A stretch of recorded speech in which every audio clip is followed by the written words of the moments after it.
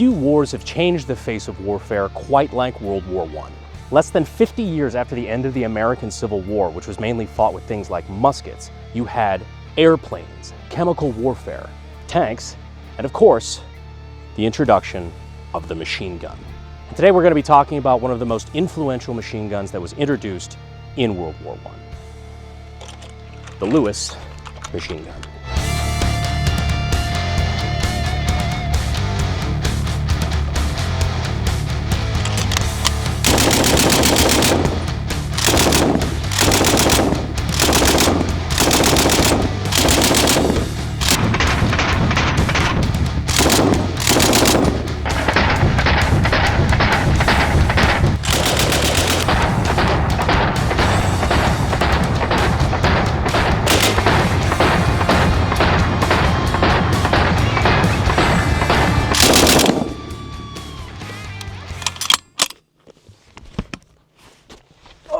That is, with no exaggeration, probably the most pleasant light machine gun I have shot. What's going on, guys? Welcome to the Lewis gun.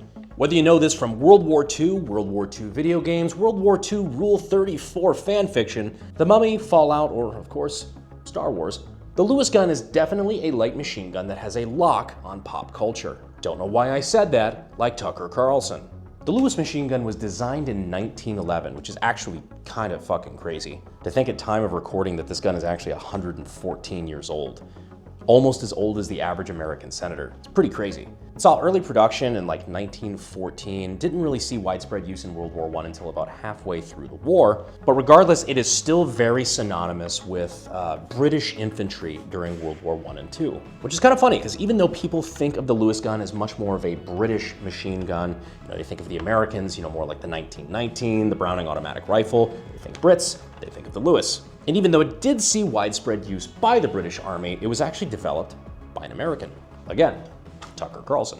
The designer of the Lewis gun, Isaac Newton Lewis, was actually born in Pennsylvania. There were a lot of Brits really mad about some of the comments I made in my Sten video a couple years ago. Oh, just you wait for this one. And to the Brits, if you're worried about another country trying to steal more of your heritage, maybe turn on the news. You've got bigger fish to fry.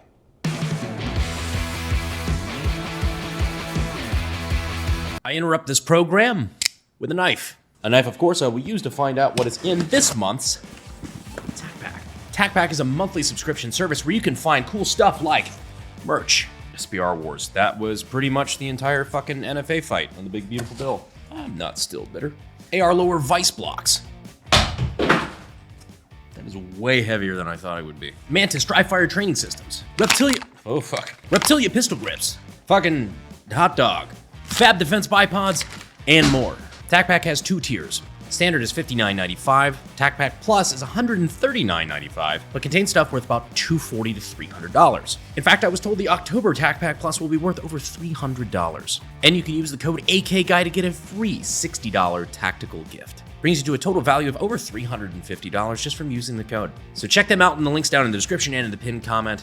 Back to the video. So while a lot of the Lewis guns were produced in .303 British, as that was a very common caliber at the time for England, obviously with the Lee Enfields and such, this one right here is actually in .30-06, the American cartridge. A very popular round in the United States, not only for military use, but also for hunting. It's actually what the FBI used to kill Martin Luther King. I feel like I should be careful starting my car after this. The Lewis gun has two noticeable features. One is this giant cooling shroud here.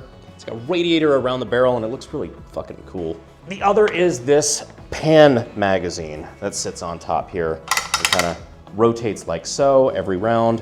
It's actually open on the bottom. You probably saw that in some of the footage earlier. Super iconic. They came in both 47 and 97 round configurations. 97 is obviously it's a little thicker. The big old women down in San Antonio. You see those a lot more on like the anti-aircraft versions of the Lewis gun, stuff like that, where they had the big anti-aircraft sight, because it does actually get in the way of the iron sights. This one, of course, being a YouTube compliant 29 round magazine. The US military actually developed the YouTube compliance 29 round magazines during World War II because they knew what YouTube's guidelines were going to be in 2025.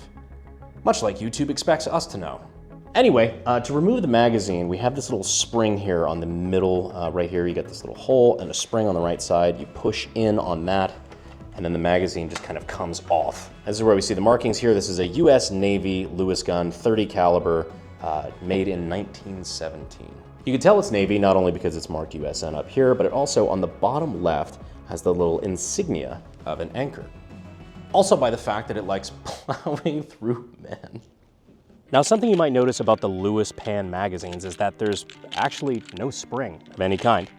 So the reason for that, and the way they can get away with that, is that if you pop this open, see it's completely empty now that there's no rounds. This is just a little aluminum housing that just helps keep track, or keep the rounds on track rather. The way they're able to get away with that is if we see here, it's entirely mechanical. The gun is what's rotating this drum while it fires. So I'm gonna take the charging handle here and you can see this whole mechanism here is what is advancing rounds into the chamber and then rotating the magazine while it fires. Which I will say, is pretty fucking neat. You just line up this little tab here with this little cutout in the magazine, plop it down on top, pull your charging handle back, you see the pan rotate there, and you are hot and ready to fire. We'll go ahead and go into the manual of arms a little bit. So to insert the magazine or put the magazine on top, you have a little peg here right around this the cylinder on top. That matches up to the hole that's cut away here in the magazine. We'll go ahead and align those two, put the magazine on top. It's really just an interesting design at the end of the day. It's like the Americans just looked at a Kodak projector and said, huh, I have an idea.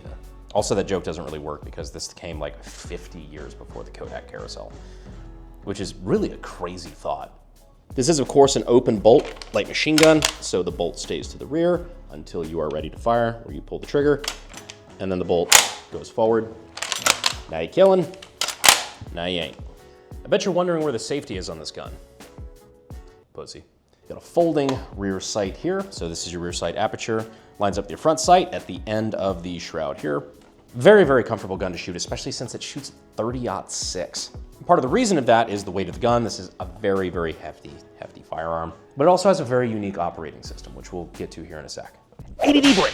So just for a little bit of funsies, we're gonna be doing the patented White Claw penetration test. 3 in a line. They're charging over the trenches, but we have a Lewis gun. Surely this will end all wars.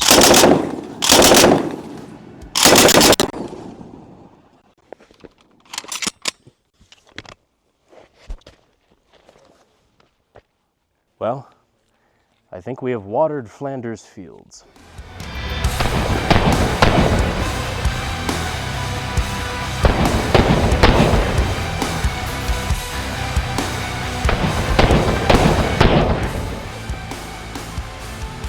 Yep, that'll do it. Multiple rounds of 30-06 versus White Claw. Who'd have thunk it? God, that is gnarly. So now we're gonna take this fucker apart to show you exactly how it works. And I will say Isaac Newton Lewis was on some bullshit, because this thing is fucking whack. That is not the kind of guy that would need to get a start in gunsmithing and weapons technology at sdi.edu using the links in the description and in the pinned comment, because my God, this guy was getting his inspiration from fever dreams. So we got a little tab here at the bottom. We're gonna go ahead and push that forward, and the stock is gonna rotate off. There we go. So we got our stock out here. I'm gonna go ahead and take our fire control group off. It just slides on this little rail here in the bottom. Yeah, I'm gonna take this Hubba Bubba gum container off the bottom here. I'll talk about this later. And then we are able to take our bolt carrier our bolt and carrier out this way. Pull this to the rear. Get our charging handle, just pops out of that slot there. And now we have our slightly dirty bolt and carrier here. So this is obviously a piston design. So this is in the gun, you know, there's a gas block that pushes gas from the barrel into the end of this piston, which actuates the firearm. What is fucking different, actually there's a couple of things that are fucking different. This here is our bolt. Nothing really crazy on that one. If you've seen one, you've seen them all.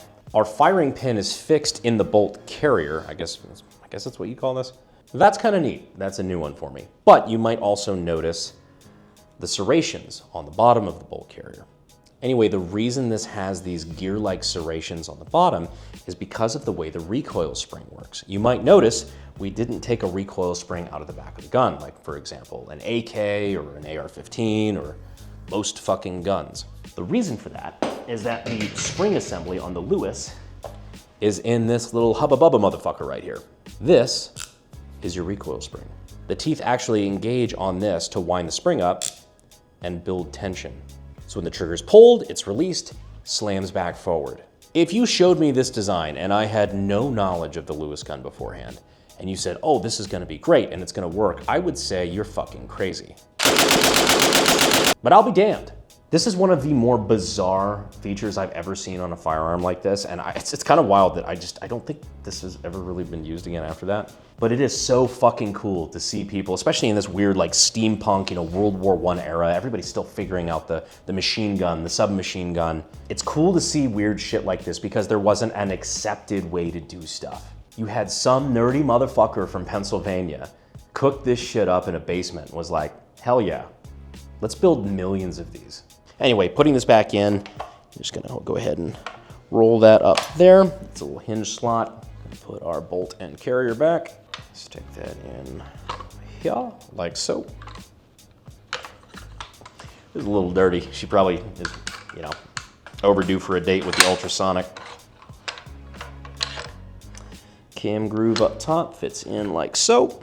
I'm gonna go ahead and put the charging handle back in that slot there. Take our fire control unit.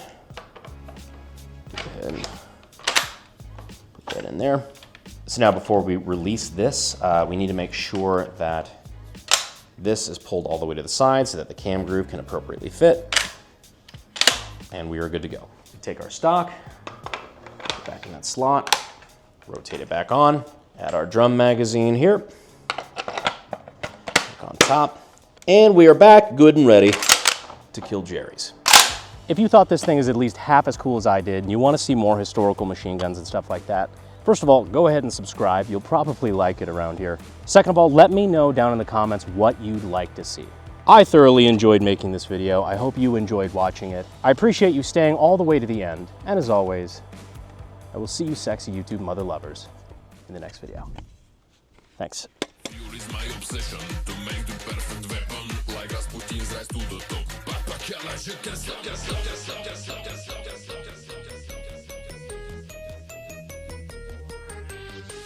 Anyhow, our charging handle is over here on the left side. This is, of course, an open bolt light machine gun. So the bolt stays, oh, fuck me. Now something you might notice about, the Lewis, Also by the fact that it likes plowing through, it likes plowing through men. It's so stupid.